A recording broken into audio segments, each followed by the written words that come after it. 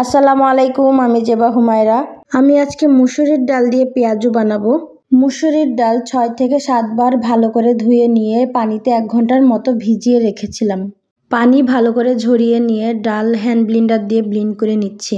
এখানে আমার মরক্কান বান্ধবী আছে, ওকে পেঁয়াজু বানিয়ে দিব। এই জন্য বেশি করে ডাল ভিজিয়ে রেখেছিলাম। আমার ঘরেও সবাই ভাজা পোড়া অনেক পছন্দ করে।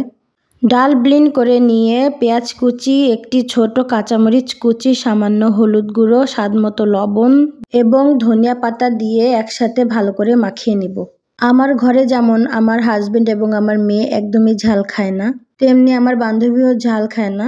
ওদের দেশের লোকজন ঝাল খুব কম খায়, বলতে গেলে ঝাল খায়ই না। ও আমার হাতে রান্না অনেক পছন্দ করে, বিশেষ করে ভাজা পোড়া টাইপের জিনিসও বেশি পছন্দ করে। আমি আমার রান্নাবান্নায় খুব সামান্য মশলা দিয়ে এবং খুব সিম্পল করে রান্না করি। সিম্পল করে রান্না করলেও আজ পর্যন্ত যারা আমার রান্না খেয়েছে তারা সবাই বলেছে খুব মজা হয়েছে। সবার কাছে এই প্রশংসা পেয়েছি, আলহামদুলিল্লাহ। মাখিয়ে রাখা ডাল পেঁয়াজুর মতন শেপ দিয়ে ফ্রাই প্যানে ভেজে নিব। পেঁয়াজুগুলো ভালো করে উল্টে পাল্টে লাল করে ভেজে নিয়েছি। পেঁয়াজুর কালারটা যেমন সুন্দর হয়েছে, খেতেও তেমন স্বাদ হয়েছে। আমার পেঁয়াজু খেয়ে আমার বান্ধবী এবং ওর পরিবার সবাই বলেছে খুব মজা হয়েছে।